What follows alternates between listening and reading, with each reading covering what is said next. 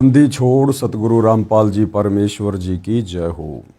परमपिता परमात्मा सारी सृष्टि के रचनहार, कुल मालिक, असंख्य ब्रह्मांडों के स्वामी, जगत गुरु, तीनों लोकों में प्रवेश करके सबका धारण पोषण करने वाले राजाधिराज आत्माधार, नाथों के नाथ, देवों के देव महादेव, सर्वेश्वर महेश्वर मृत्युंजय, अजरो अमर, आदि अनादि सनातनी प्रभु, जगत पिता जगदीश्वर, श्री श्री 1008 की उपाधि के वास्तविक अधिकारी, अकाल मूर्त सौद स्वरूपी राम वासुदेव, सर्वगतम ब्रह्म, परम पूज्य, प्रथम पूज्य, परम संत, परम पुरुष, परम धनी, परम दयालु, सत्य कबीर, हक्का कबीर, अल्लाहु कबीर, अल्लाहु अकबर, बाखबर, अल्लाह ताला, जगत के तारणहार, जगत के मुक्तिदाता, जगत के जगन्नाथ, हारे के सहारे, हिंदुओं के राम, मुसलमानों के अल्लाह, सिखों के वाहिगुरु, ईसाइयों के मसीह, दया के सागर दया निधि, करुणा के सागर करुणा निधि, स्वयंभू परिभू, संकट मोचन, कष्ट हरण, मंगल करण,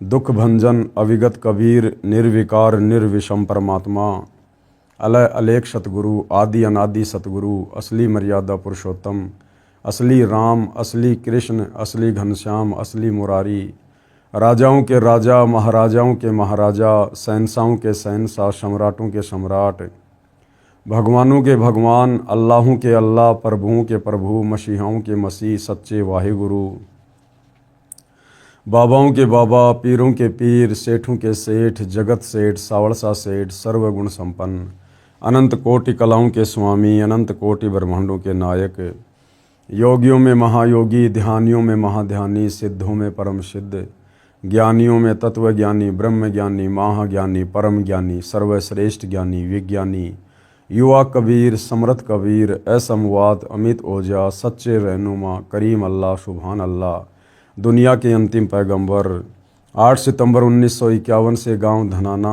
जिला सोनीपत, हरियाणा, भारतवर्ष की पावन भूमि पे प्रकट रियल कल की भगवान श्री नारायण साकार हरि, श्री बाबा साहेब, नूर अनंत परमात्मा, सच्चे दरवेश, सच्चे बाखबर, संत श्रोमणी सतगुरु रामपाल जी परमेश्वर जी के चरण कमल में साध संगति से जुड़े हुए देश विदेश से आप और हम सभी सत्सेवक भाई बहनों का अनंत कोटि दंडवत प्रणाम।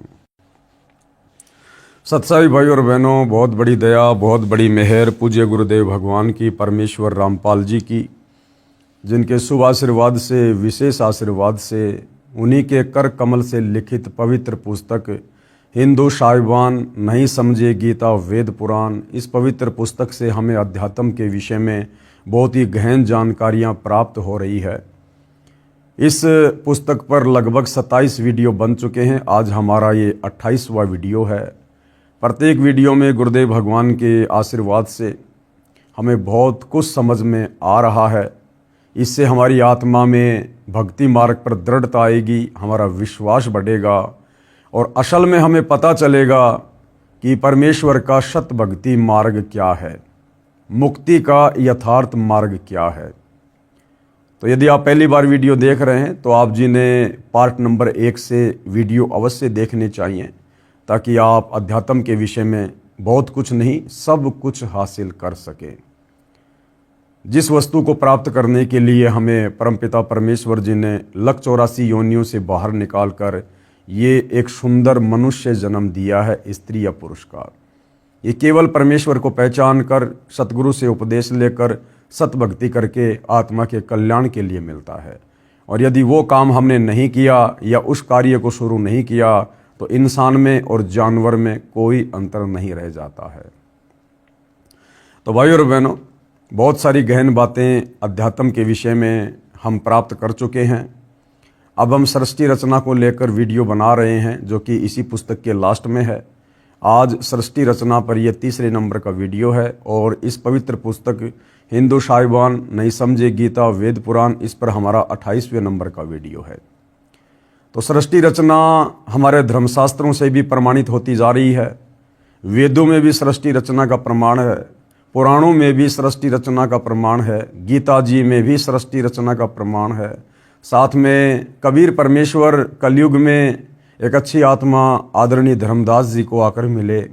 धर्मदास जी ने भी कबीर सागर में परमेश्वर के बताए तत्व ज्ञान आधार से सृष्टि रचना को साबित किया है, प्रमाणित किया है। उसके बाद आदरणीय गरीबदास जी के सदग्रंथ साहिब में, आदरणीय गरीबदास जी गांव छुडानी, जिला झज्जर, हरियाणा प्रांत में हुए थे आज से लगभग 300 वर्ष पहले। कबीर परमात्मा उनको सतलोक से आकर मिले थे। उनकी आत्मा को शरीर से निकाल कर सतलोक लेकर गए। उन्हें ऊपर के ब्रह्मांडों की और सतलोक की सारी व्यवस्था से परिचित करवाया, सतलोक के सुखों से परिचित करवाया, उनका ज्ञान योग खोला। और उसके बाद आदरणीय गरीबदास जी ने कबीर परमेश्वर जी की महिमा अपने मुखारविंद से, वाणियों के माध्यम से की, जिसको लिपिबद्ध कर लिया गया, जिस सदग्रंथ को हम अमर ग्रंथ भी कहते हैं, जिसका पाठ सतलोक आश्रम में होता है। और सतगुरु रामपाल जी जिस सूक्ष्म वेद को, अमर ग्रंथ साहिब को आधार बनाकर हमें अनमोल वचन सुनाते हैं। तो आदरणीय गरीबदास जी की वाणियों में भी सृष्टि रचना का बखूबी प्रमाण है, क्योंकि आज इस पृथ्वी पर वर्तमान में 5वां वेद आदरणीय गरीबदास जी का सदग्रंथ साहिब ही है। तो आदरणीय गरीबदास जी के सदग्रंथ साहिब में, उनकी वाणियों में सृष्टि रचना का कहाँ और क्या प्रमाण है, देखते हैं। आदरणीय गरीबदास साहिब जी की अमृत वाणी में सृष्टि रचना का प्रमाण। सृष्टि रचना आदि रमैणी सदग्रंथ, पेज नंबर 690 से 692 तक। आदि रमैणी अदली सारा, जा दिन होते धुंधुकारा, यानी जिस समय कुछ भी नहीं था सिवाय उस एकमात्र कबीर परमेश्वर जी के। सत्य पुरुष की न्या प्रकाशा, हम होते तकत कबीर खवाशा। उसके बाद सत्य पुरुष कबीर देव ने ही सब कुछ रचा, सब कुछ उसके बाद में धीरे धीरे प्रकाश में आया। और आदरणीय गरीबदास जी कह रहे हैं कि हम उस कबीर परमात्मा के सिंहासन के नौकर हैं। हम उस समय हम उनके सिंहासन के नौकर थे, अर्थात परमेश्वर ने ही, कबीर देव जी ने ही खुद आदरणीय गरीबदास जी के रूप में भूमिका की। उन्होंने अपना डबल रोल किया। मन मोहिनी सिरजी माया, सत्य पुरुष एक ख्याल बनाया, यानी जब काल में उस ब्रह्म ने सतलोक में 3 बार तप किया लंबे समय तक, उसके बाद परमात्मा जी ने वो हंस आत्मा, जिस हंस आत्मा ने सबसे पहले उस ब्रह्म के काल के साथ 21 ब्रह्मांड में आने की स्वीकृति दी थी, उसकी एक सुंदर स्त्री बनाई। मन मोहिनी सिरजी माया और सत्य पुरुष एक ख्याल बनाया। धर्मराय सिरजे दरवानी, 64 युग तप सेवा ठानी। पुरुष पृथ्वी जाकू दीनी, राज करो देवा आधीनी। उसके तप के बदले परमात्मा ने उसे 21 ब्रह्मांड का राज्य दिया। ब्रह्मांड 21 राज तुम दीन्या, मन की इच्छा सब जुग लीन्या। माया मूल रूप एक छाजा, मोही लिए जिन्हू धर्मराजा। धर्म का मन चंचल चित धारा, मन माया का रूप विचारा। परमात्मा ने जिस हंस को युवा लड़की बनाया था, उसके निखरे हुए रूप रंग को देखकर, और जो धर्मराज था, काल था, ब्रह्म था, वो भी पागल सा हो गया। चंचल चेरी चपल चिरागा, या के परसे सर्वस जागा। धर्मराय किया मन का भागी, विषय वासना संग से जागी। आदि पुरुष अदली अनुरागी, धर्मराय दिया दिल से त्यागी। और जब उसने दुर्गा के साथ में, अष्टंगी के साथ में बद व्यवहार किया, तो परमात्मा ने धर्मराय यानी काल को अपने दिल से त्याग दिया। पुरुष लोक से दिया डहाई, यानी सतलोक से उसको बाहर निकाल दिया। अगम दीप चली आए भाई। सहज दास जिस दीप रहनता, कारण कौन कौन कुल पंथा। धर्मराय बोले दरबानी, सुनो सहज दास ब्रह्मज्ञानी। सहज दास जी से उस धर्मराय काल ने कहा कि आप मुझे यहीं रख लो अपने लोक में, क्योंकि परमात्मा ने मुझे निकाल दिया है, मैं बहुत ज़्यादा दुखी हो जाऊंगा। 64 युग हम सेवा कीनी, पुरुष पृथ्वी हमको दीनी। उसने कहा कि मैंने बहुत लंबे समय तक तप किया है, जिसके प्रतिफल में परमात्मा ने मुझे 21 ब्रह्मांड का राज्य प्रदान किया। चंचल रूप भया मन बोरा, मन मोहिनी ठगिया भोरा। सत्य पुरुष के नामन भाए, पुरुष लोक से हम चले आए। अगर दीप सुनत बड़ भागी, सहज दास मेटो मन पागी। बोले सहज दिलदानी, हम तो चाकर सत सैदानी। सहजदास जी ने कहा, भैया मैं तो परमात्मा का नौकर हूं, मैं तो उनसे प्रार्थना कर सकता हूं, उनके बाद उनकी क्या आज्ञा होगी बताऊंगा। सत्य पुरुष से अर्ज गुजारूं, जब तुम्हारा विमान उतारूं। तुम्हारा जो ये विमान है ना 21 ब्रह्मांड रूपी, मैं इसको अपने लोक में उस समय उतरने की अनुमति दूंगा जब मुझे सत्य पुरुष आज्ञा देगा। सहजदास को किया पियाना, सत्यलोक लिया परवाना। सहजदास जी ने समाधि लगाई और सतलोक में अपने परमपिता परमेश्वर कबीर साहिब जी से बातें की। सत्य पुरुष साहिब सरभंगी, अविगत अदली अचल अभंगी। धर्मराय तुमरा दरबानी, अगर दीप चली गए प्राणी। कौन हुक्म करी अरज आवाजा, कहाँ पठाओ उस धर्मराजा।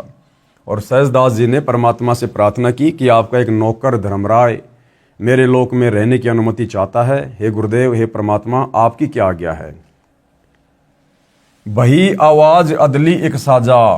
तो परमात्मा जी ने क्या कहा, विषय लोक जाति न्यू बाचा, कि मैं मन कर्म वचन से कहता हूं उसको विषय लोक में जाने दो, उसके 21 ब्रह्मांडों को यहां से दूर जाने दो। सहज विमान चले अधिकाई, छिन में अगर दीप चली आई।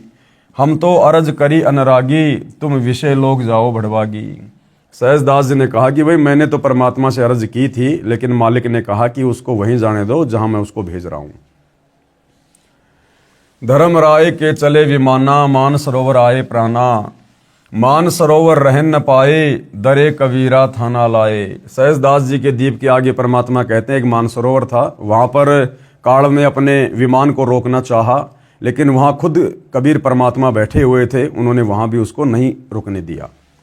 बंकनाल की विषम भाटी, तहां कबीरा रोकी घाटी। इन पांचों मिल जगत बंधाना, लख 84 जीव संताना। आगे चलकर फिर 21 ब्रह्मांड में इन पांचों ने मिलकर हम सभी आत्माओं को शरीर में बांधकर तीनों गुणों के बंधन में बांध दिया। पांचों कौन, खुद ये काल, इसकी पत्नी दुर्गा और 3 इनके संतान ब्रह्मा विष्णु महेश। ब्रह्मा विष्णु महेश्वर माया, धर्मराय का राज पठाया। ये ब्रह्मा विष्णु महेश ही इस काल के पूरे ढमढमे को चला रहे हैं। यो खोकापुर झूठी बाजी, बिस्ती बैकुंठ दगासी साजी। ये खोकापुर यानी 21 ब्रह्मांड, ये तो झूठी बाजी है, नश्वर है। और भिस्त बैकुंठ और स्वर्ग और नरक जो बना रखे हैं ना, ये केवल हमें धोखा देने के लिए। कृत्रिम जीव बुलाने भाई, निज घर की तो खबर न पाई। और हमारे को बनावटी जीव बना दिया इन्होंने, और हमारा जो निज घर है सतलोक, उसकी अब हमें ये खबर नहीं लगने दे रहे। 1.25 लाख उपजय नित हंसा, 1 लाख विनसे नित अंसा। अब ये काल प्रतिदिन दुर्गा के माध्यम से 1.25 लाख जीवों की उत्पत्ति करवाता है, और 1 लाख का ये शंकर तमोगुण के माध्यम से विनाश करवाता है अपने भोजन के लिए। उपती खपती परलय फेरी, हर्ष शोक जोरा जमजेरी। पांचों तत्व हैं परलय माही, सतगुण रजगुण तमगुण झाई। 8 अंग मिली है माया, पिंड ब्रह्मंड सकल भरमाया। या में सुरती शब्द की डोरी, पिंड ब्रह्मंड लगी है खोरी। श्वासा पारस मन गए राखो, खोले कपाट अमीरस चाखो। सुनाऊं हंस शब्द सुनदासा, अगम दीप है अग है बाशा। भव सागर जमदंड जमाना, धर्मराय का है तलवाना। पांचों ऊपर पद की नगरी, बाट विहंगम बंकी डगरी। हमरा धर्म राय सु दावा, भवसागर में जीव भरमावा। हम तो कहें अगम की वाणी, जहां अविगत अदली आप बिनानी। बंदी छोड़ हमारा नामम, अजर अमर है अस्तिर ठामम। जुगन जुगन हम कहते आए, जम जोरा से हंस छुटाए। जो कोई माने शब्द हमारा, भवसागर नहीं भर में धारा। या में सुरती शब्द का लेखा, तन अंदर मन कहो किन देखा। दास गरीब अगम की बानी, खोजा हंसा शब्द सैदानी। अब गुरुदेव भगवान इन उपरोक्त वाणियों का सरलार्थ कर रहे हैं, अनुवाद कर रहे हैं। उपरोक्त अमृतवाणी का भावार्थ है कि आदरणीय गरीबदास साहिब जी ने भी यही कहा है कि यहाँ पहले केवल अंधकार था, तथा पूर्ण परमात्मा कबीर साहिब जी सतलोक में तख्त सिंहासन पर विराजमान थे, जैसा कि हमने सृष्टि रचना में पढ़ा। हम वहाँ चाकर थे भाई, जब परमात्मा के अलावा कोई था ही नहीं, तो फिर वहाँ नौकर चाकर कौन रह गया। अर्थात कबीर परमेश्वर जी ही गरीबदास जी के रूप में अपना दूसरा रोल कर रहे थे। परमात्मा ने ज्योति निरंजन को उत्पन्न किया, फिर उसके तप के प्रतिफल में 21 ब्रह्मांड प्रदान किए, फिर माया यानी प्रकृति की उत्पत्ति की। युवा दुर्गा के रूप पर मोहित होकर ज्योति निरंजन ब्रह्म ने दुर्गा यानी प्रकृति से बलात्कार करने की चेष्टा की। ब्रह्म को उसकी सजा मिली, उसे सतलोक से निकाल दिया तथा श्राप लगा कि 1 लाख मानव शरीरधारी प्राणियों का प्रतिदिन आहार करेगा, 1.25 लाख उत्पन्न करेगा। यहाँ सभी प्राणी जन्म मृत्यु का कष्ट उठा रहे हैं। यदि कोई पूर्ण परमात्मा का वास्तविक शब्द सच्चा नाम जाप मंत्र हमारे से प्राप्त करेगा, उसको काल की बंध से छुड़वा देंगे। गरीबदास जी क्या कह रहे हैं कि यदि कोई तत्वदर्शी संत से उस पूर्ण परमात्मा कबीर जी का सच्चा नाम मंत्र लेकर जाप करेगा, वही काल के 21 ब्रह्मांड की बंद से, कैद से, जेल से छूट सकता है। आदरणीय गरीबदास जी अपने गुरु व प्रभु कबीर परमात्मा के आधार पर कह रहे हैं कि सच्चे मंत्र अर्थात सतनाम व सार शब्द की प्राप्ति कर लो, पूर्ण मोक्ष हो जाएगा। नहीं तो नकली नाम दाता संतों व महंतों की मीठी मीठी बातों में फंसकर शास्त्र विधि रहित साधना करके काल जाल में रह जाओगे, फिर कष्ट पर कष्ट उठाओगे। संत गरीबदास जी कृत अमर ग्रंथ के अध्याय हंस परम हंस की कथा की वाणी नंबर 37 व 43 में कहा है, माया आदि निरंजन भाई, अपने जाए आप खाई। ब्रह्मा विष्णु महेश्वर चेला, ओम सोहम का है खेला। शिखर सुन में धर्म अन्यायी, जिन शक्ति डायन मैल पठाई। लाख गरा से नित उठ दूती, माया आदि तकत की कुत्ती। 1.25 लाख घड़िए नित भांडे, हंसा उत्पत्ति पर ले डांडे। ये तीनों चेला बटपारी, सिरजे पुरुषा सिरजी नारी। खोकापुर में जीव भुलाए, 54 बस्त बैकुंठ बनाए। यो अरहट का कुआ लोई, यागल बंध्या है सब कोई। कीड़ी कुंजर और अवतारा, हरहट डोर बंधे कई बारा। अरब अलील इंद्र हुए हैं भाई, अरहट डोर बंधे सब आई। शेष महेश और गणेश ताई, अरहट डोरी बंद सब आई। शुक्रादिक बर्मादिक देवा, हरहट डोर बंधे सब खेवा। कोटिक करता फिरता देखा, हरहट डोरी कहूँ सुन लेखा। चतुर्भुजी भगवान कहावे, अरहट डोरी बंधे सब आवे। यो है खोखापुर का कुआ, या में प्रयासो निश्चय मुआ। ज्योति निरंजन काल बलि के वश होकर ये तीनों देवता रजगुण ब्रह्मा, सतगुण विष्णु, तमगुण शिव अपनी महिमा दिखाकर जीवों को स्वर्ग नरक तथा भवसागर में लग 84 योनियों में भटकाते रहते हैं।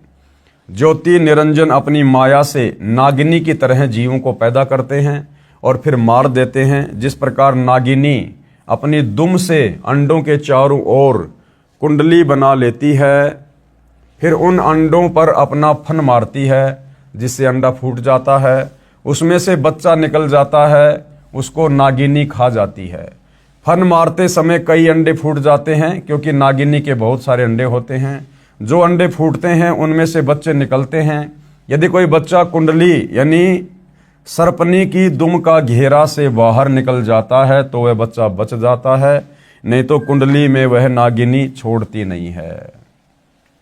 तो इसी प्रकार भाइयों और बहनों, ये काल और दुर्गा इन्होंने आप और हम सभी जीव आत्माओं के चारों तरफ कुंडली मार रखी है, हमें 21 ब्रह्मांड में बांध रखा है और तीनों गुणों के माध्यम से, रजगुण ब्रह्मा, सतोगुण विष्णु, तमोगुण शिव के माध्यम से यहीं पर फंसाया हुआ है।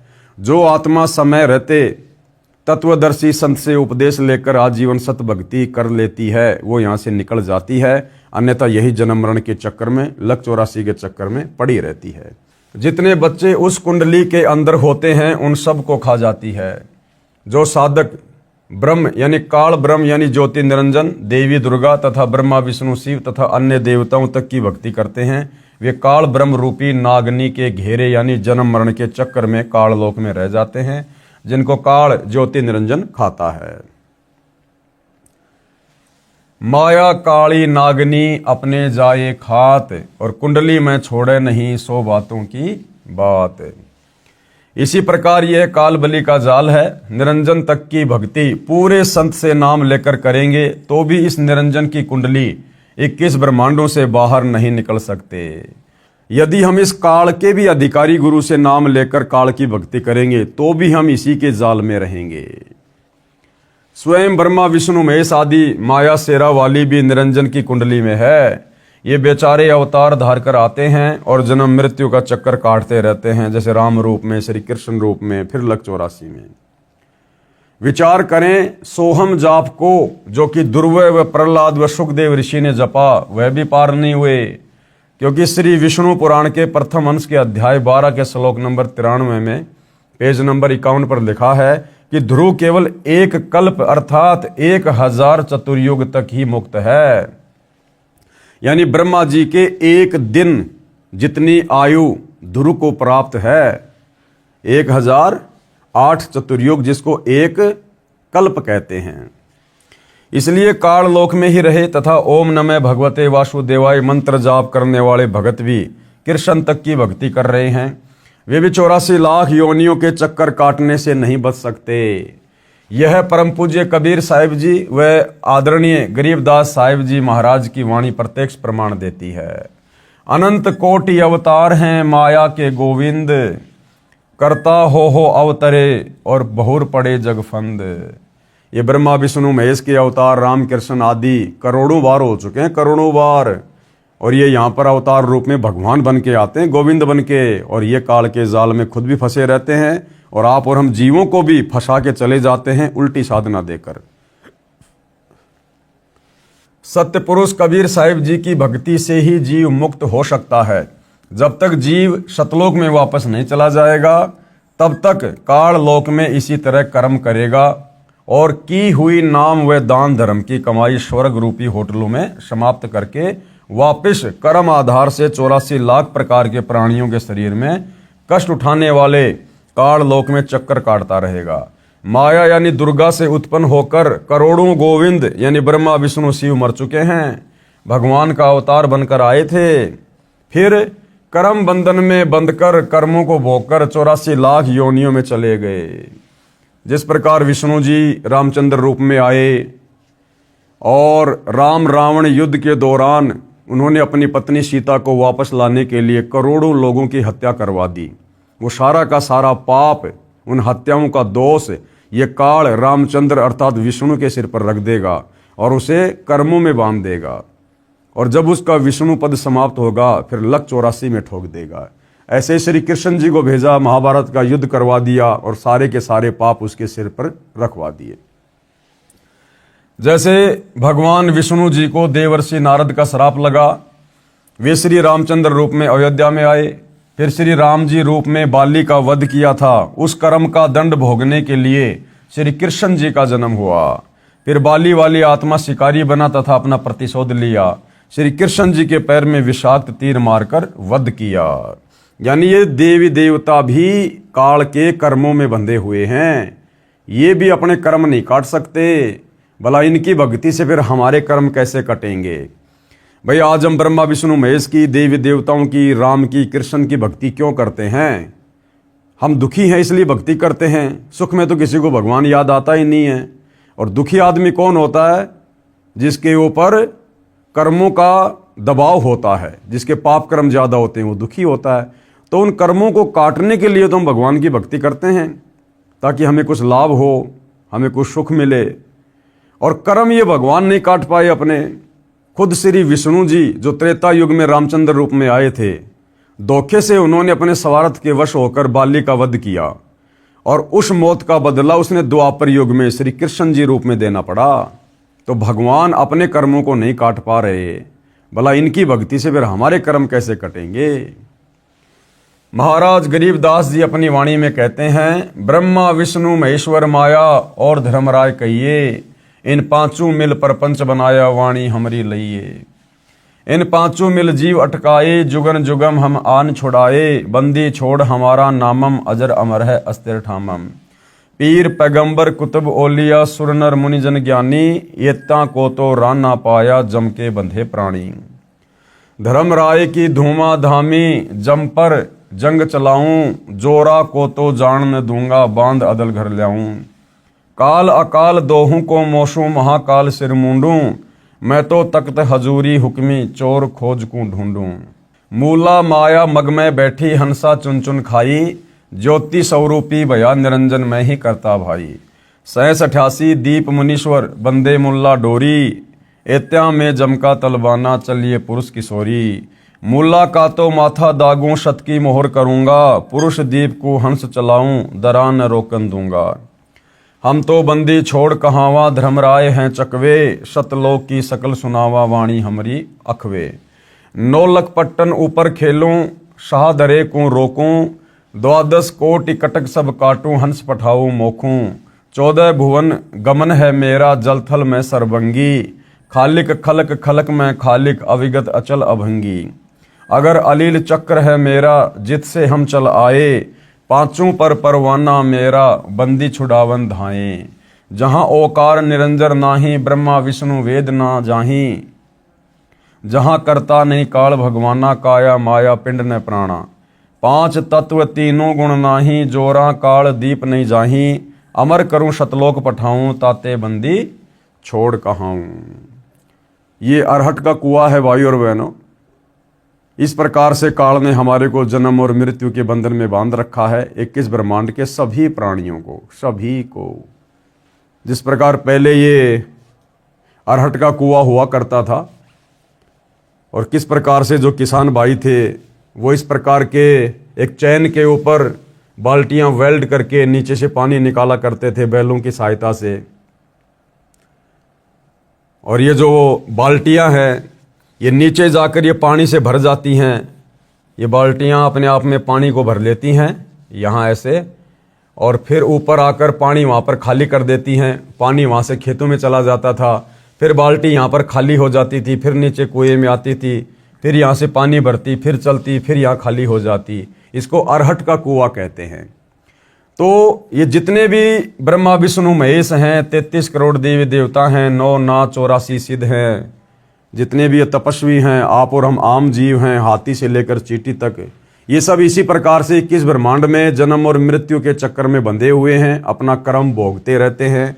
इस पृथ्वी लोक पर आते हैं, मनुष्य जन्म प्राप्त करते हैं, थोड़ी बहुत भक्ति करते हैं, ये भक्ति धन यहाँ से भरते हैं और ऊपर जाकर ब्रह्मा विष्णु महेश के लोक में, स्वर्ग में अपनी भक्ति कमाई को खाली करके आ जाते हैं। फिर काल हमारा नींबू सा निचोड़ कर फिर हमारे को नीचे भेज देता है कि जाओ कमाओ, फिर से भक्ति लेकर आओ, फिर से थोड़े बहुत समय ऊपर रहो, फिर गधे कुत्ते सुअर बनो, कभी ब्रह्मा विष्णु महेश बनो। इस प्रकार से ये अरहट का कुआं इस काल ने यहाँ पर सेट किया हुआ है, सभी आत्माओं को कर्म बंधनों में बांध रखा है।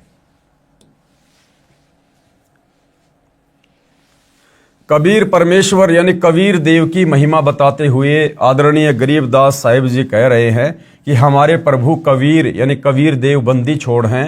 बंदी छोड़ का भावार्थ है काल की कारागार से छुटवाने वाला। काल ब्रह्म के 21 ब्रह्मांडों में सर्व प्राणी पापों के कारण काल के बंदी हैं।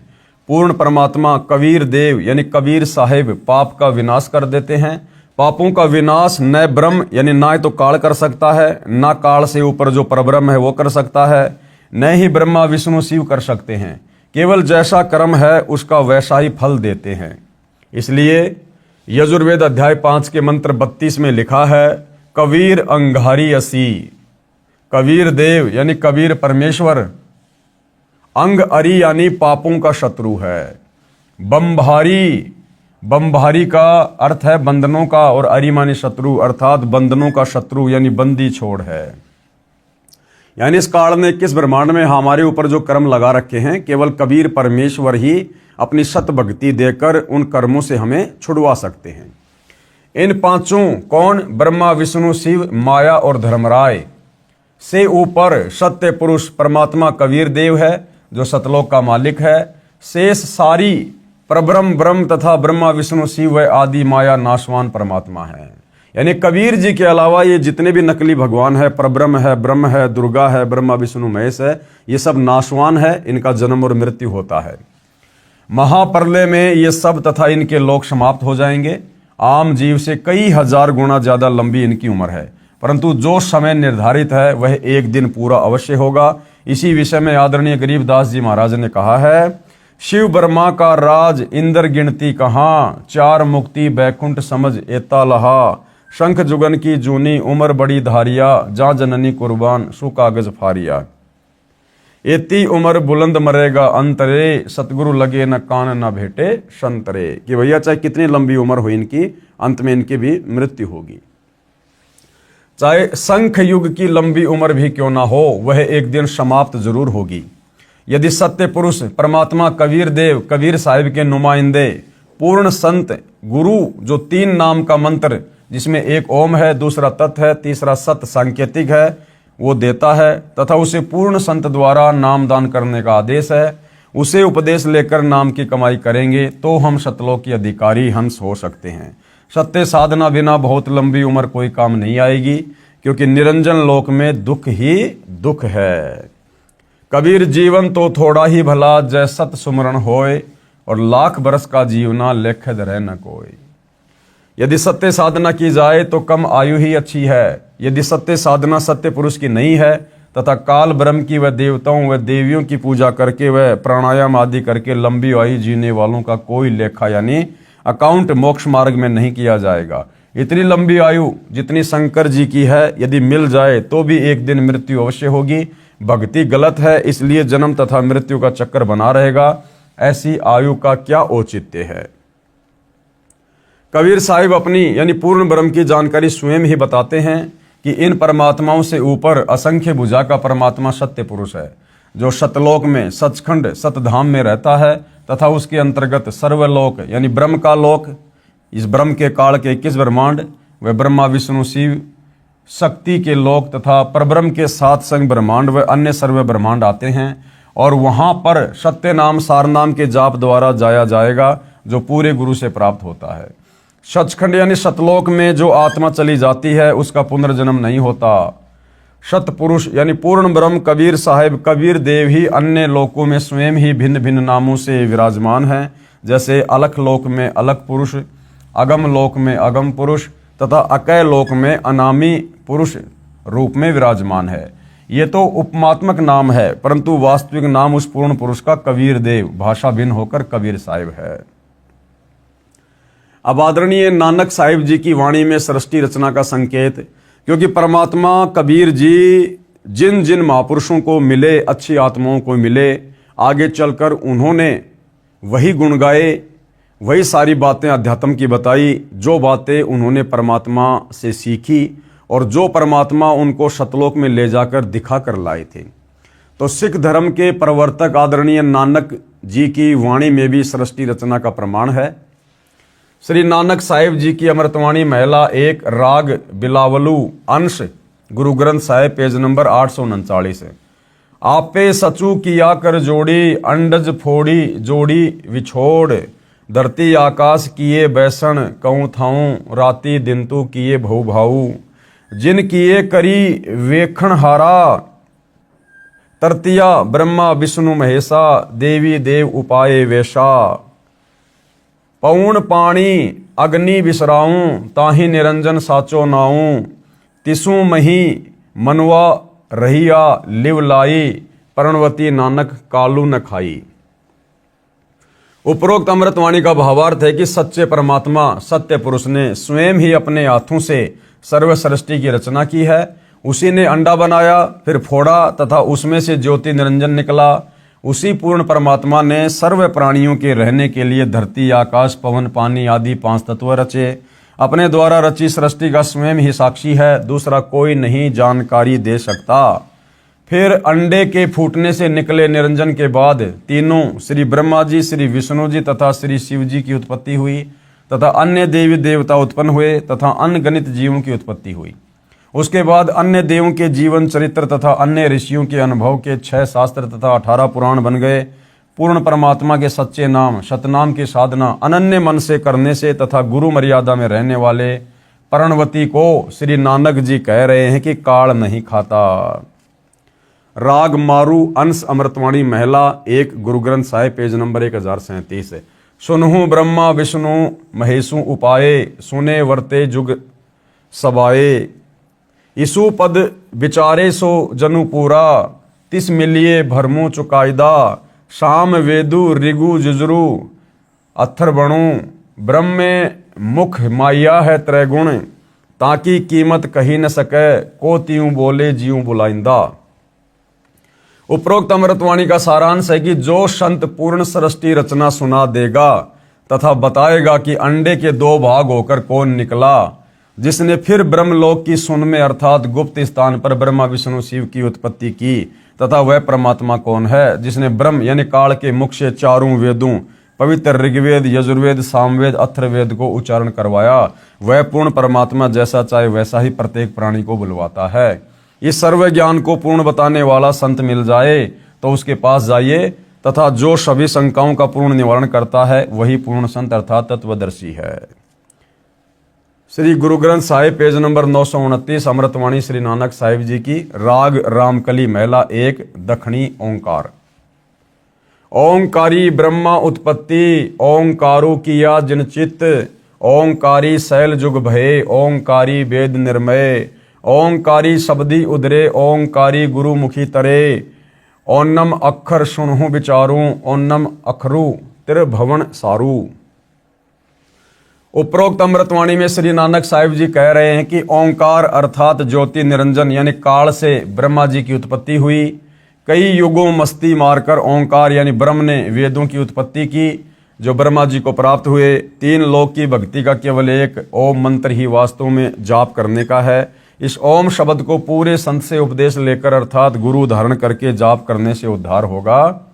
और वर्तमान में पृथ्वी पर इस ओम नाम को देने का भी अधिकारी गुरु केवल एक ही है, सतगुरु रामपाल जी। बाकी कितना ही ओम ओम करते रहो उससे कोई किसी प्रकार का लाभ नहीं होना। विशेष श्री नानक साहिब जी ने तीनों मंत्रों ओम प्लस तत् प्लस सत का स्थान स्थान पर रहस्यात्मक विवरण दिया है। उसको केवल पूर्ण संत तत्वदर्शी संत ही समझ सकता है तथा तीनों मंत्रों के जाप को उपदेशी को समझाया जाता है। प्रश्न नंबर 1038। उत्तम सतगुरु पुरुष निराले, शब्दी रते हरि रस मतवाले। रिद्धि बुद्धि सीधी ज्ञान गुरु ते पाइये, पूरे भाग मिलाइंदा। सतगुरु ते पाए विचारा, सुन समाधि सचे घरबारा। नानक निर्मल नादू शब्द धुन, सचू रामे नामी समायदा। उपरोक्त अमृतवाणी का भावार्थ है कि वास्तविक ज्ञान देने वाले सतगुरु तो निराले ही हैं। वे केवल नाम जाप को जपते हैं, अन्य हठयोग साधना नहीं बताते। यदि आपको धन दौलत पद बुद्धि या भक्ति शक्ति भी चाहिए तो वह भक्ति मार्ग का ज्ञान पूर्ण संत ही पूरा प्रदान करेगा। जैसे परमात्मा कहते हैं ना कि जय तन चाहिए राजपाट तो धर ले ध्यान हमारा। तो नानक जी कह रहे हैं अगर आपको इस समय धन दौलत पद बुद्धि जो भी कुछ चाहिए वो भी पूर्ण संत से उपदेश लेने के बाद ही मिलेगी भाई। ऐसा पूर्ण संत बड़े भाग्य से मिलता है। वही पूर्ण संत विवरण बताएगा कि ऊपर शून्य यानी आकाश में अपना वास्तविक घर सतलोक परमेश्वर ने रच रखा है। उसमें एक वास्तविक सारनाम की धुन आवाज हो रही है। उस आनंद में अविनाशी परमेश्वर के सार शब्द से समाया जाता है, अर्थात उस वास्तविक सुखदायी स्नान में वास हो सकता है, अन्य नामों तथा अधूरे गुरुओं से नहीं हो सकता। आंशिक अमृतवाणी महिला पहला श्री गुरु ग्रंथ साहिब पेज नंबर 359 से 360। शिव नगरी मही आसन बैसऊ कल्प त्यागी वाद। सिंडी शब्द सदा धुन सोहे अहि निस्पूरे नाद। हरि कीर्ति रह राशि हमारी गुरुमुख पंथ अतीत। सगली ज्योति हमारी समिया नाना वर्ण अनेक। कह नानक सुनो भरतरी जोगी पार ब्रह्म लिव एक। उपरोक्त अमृतवाणी का भावार्थ है कि श्री नानक साहिब जी कह रहे कि हे भरतरी योगी जी, आपकी साधना भगवान शिव तक है। उसे आपको शिव नगरी लोक में स्थान मिला है और शरीर में जो सिंगी शब्द आदि हो रहा है वह इन्हीं कमलों का है तथा टेलीविजन की तरह प्रत्येक देव के लोक से शरीर में सुनाई दे रहा है। हम तो एक परमात्मा पार ब्रह्म अर्थात सर्व से पार जो पूर्ण परमात्मा है, अन्य किसी और एक परमात्मा में लो अनन्य मन से लगन लगाते हैं। हम ऊपरी दिखावा, भस्म लगाना, हाथ में डंडा रखना नहीं करते। मैं तो सर्व प्राणियों को एक पूर्ण परमात्मा सत्य पुरुष की संतान समझता हूँ। सर्व उसी शक्ति से चलायमान है। हमारी मुद्रा तो सच्चा नाम जाप गुरु से प्राप्त करके करना है तथा क्षमा करना हमारा बाणा यानी वेशभूषा है। मैं तो पूर्ण परमात्मा का उपासक हूँ तथा पूर्ण सतगुरु का भक्ति मार्ग इससे भिन्न है। अमृतवाणी राग आशा महिला 1 श्री गुरु ग्रंथ साहिब पेज नंबर 420। आशा महिला जिनी नामू बिसारिया दूजे भरमी बुलाई, मूलों छोड़ी डाली लगे किया पावे छाई। साहिब मेरा एकू है औरू नहीं भाई, कृपया ते सुख पाइया साचे परथाई। गुरु की सेवा सो करे जिसु आप कराई, नानक सिरु दे छूटिए दरगह पति पाए। उपरोक्त वाणी का भावार्थ है कि नानक साहिब जी कह रहे हैं कि जो पूर्ण परमात्मा का वास्तविक नाम भूलकर अन्य भगवानों के नामों के जाप के भ्रम में रहे, वे तो ऐसा कर रहे हैं कि मूल यानी पूर्ण परमात्मा को छोड़कर डालियों, तीनों गुण रूप, रजगुण ब्रह्मा, सतगुण विष्णु, तमगुण शिव जी की सिंचाई पूजा कर रहे हैं। उस साधना से कोई सुख नहीं हो सकता, अर्थात पौधा सूख जाएगा तो छाया में नहीं बैठ पाओगे। भावार्थ है कि शास्त्र विधि रहित साधना करने से व्यर्थ प्रयत्न है, कोई लाभ नहीं। इसी का प्रमाण पवित्र गीता अध्याय 16 श्लोक 23-24 में भी है। उस पूर्ण परमात्मा को प्राप्त करने के लिए मनमुखी यानी मनमानी साधना त्याग कर पूर्ण गुरुदेव को समर्पण करने से तथा सच्चे नाम के जाप से ही मोक्ष संभव है, नहीं तो मृत्यु के उपरांत नरक जाएगा। श्री गुरु ग्रंथ साहिब पेज नंबर 843 से 844। बिलाउलू महिला मैं मन चाहूं घना साची बिगासी राम, मोहि प्रेम प्रिय प्रभु अविनाशी राम। अविगतो हरि नाथु नाथ तिसे भावे सो थिये, कृपालु सदा दयालु दाता जिया अंदर तू जिये। मैं आधारू तेरा तू खसमू मेरा, मैं ताणू तकिया तेरो साची सूचा सदा नानक गुरसबदी झगरू निबेरो। उपरोक्त अमृतवाणी में श्री नानक साहिब जी कह रहे हैं कि अविनाशी पूर्ण परमात्मा नाथों का भी नाथ है, अर्थात देवों का भी देव है। सर्व प्रभुओं श्री ब्रह्मा जी, श्री विष्णु जी, श्री शिव जी तथा ब्रह्म व परब्रह्म पर भी नाथ है, अर्थात स्वामी है। मैं तो सच्चे नाम को हृदय में समा चुका हूँ। हे परमात्मा, सर्व प्राणी का जीवन आधार भी आप ही हो। मैं आपके आश्रित हूँ, आप मेरे मालिक हो। आपने गुरु रूप में आकर शत भक्ति का निर्णय ज्ञान देकर सर्व झगड़ा मिटा दिया, अर्थात सर्व शंका का समाधान किया। तो नानक जी क्या कह रहे कि आपने ही गुरु रूप में आकर शत भक्ति का निर्णय ज्ञान दिया।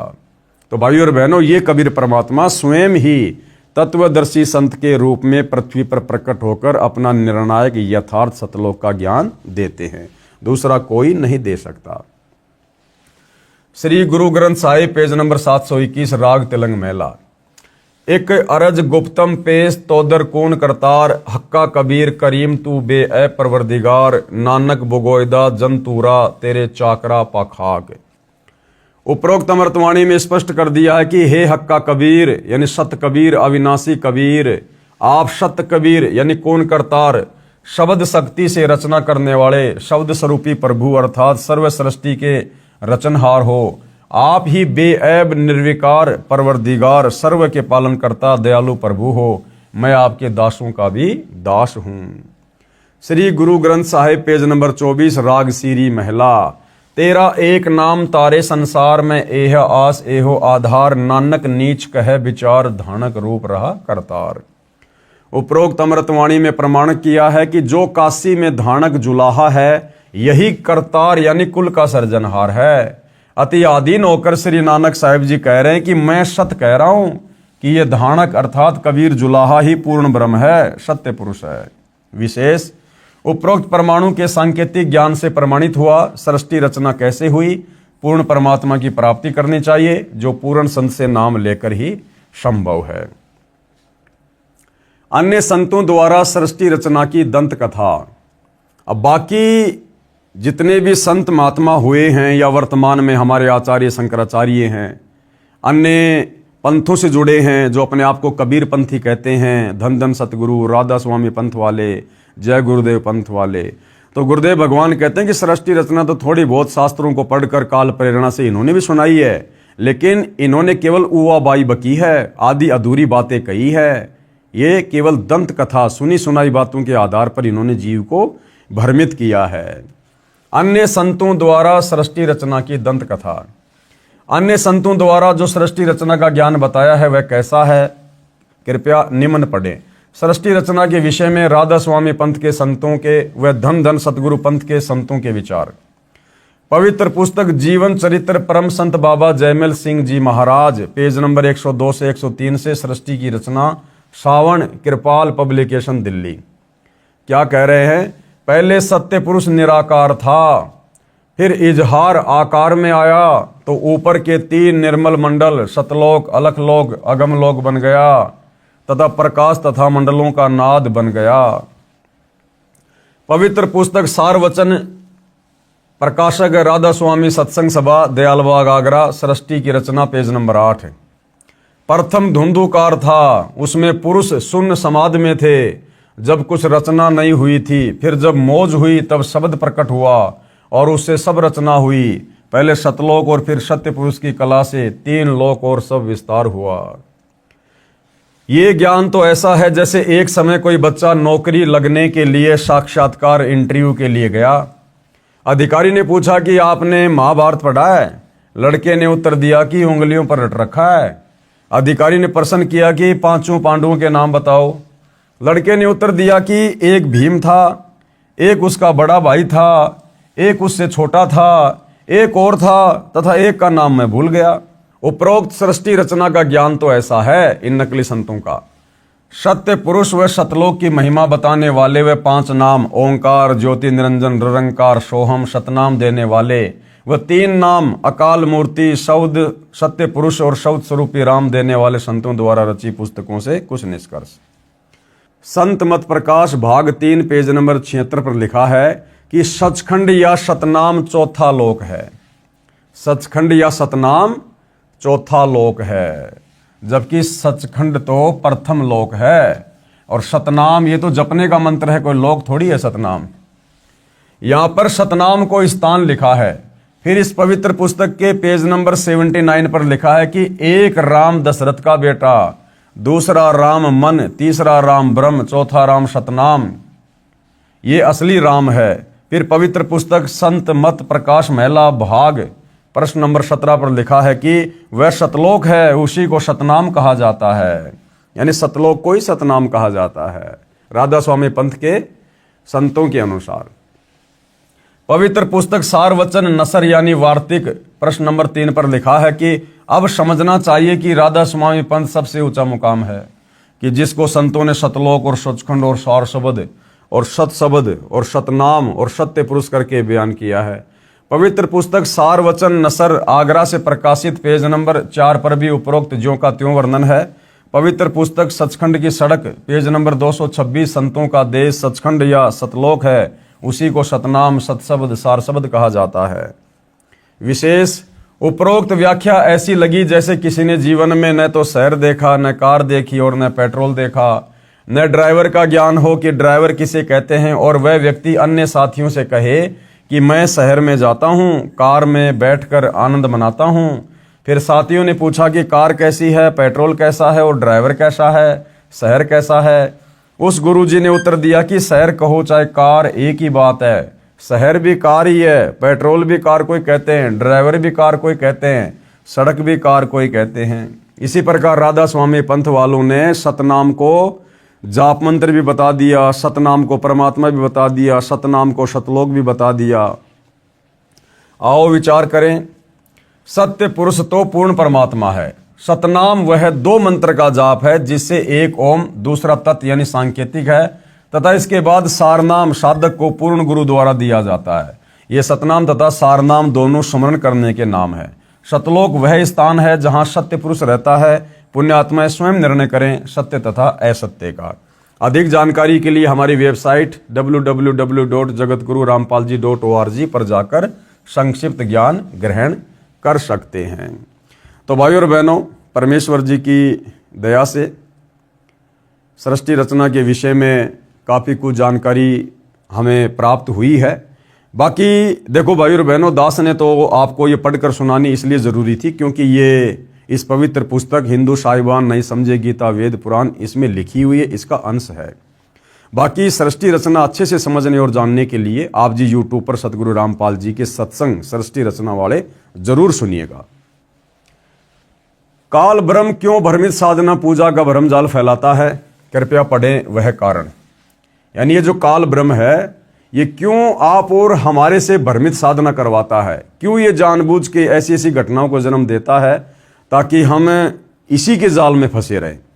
अब भाई और बहनों, सृष्टि रचना सुनकर हमें इतना तो समझ में आ ही गया है कि इस काल को परमात्मा की तरफ से प्रतिदिन 1 लाख मानव शरीरधारी प्राणियों के भक्षण करने का श्राप लगा हुआ है।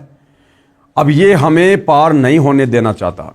इसको डर है कि यदि सभी आत्माएं सतलोक चली गई तो तेरी भूख का क्या होगा, तेरे भोजन का क्या होगा।